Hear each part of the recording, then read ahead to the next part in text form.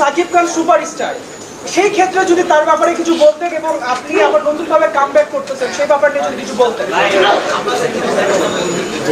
শাকিব খান অনেক বড় সুপারস্টার হয়ে গেছে এখন, আলহামদুলিল্লাহ। আমাদেরই ইন্ডাস্ট্রির মানুষ এবং আমার খুব ভালো বন্ধু।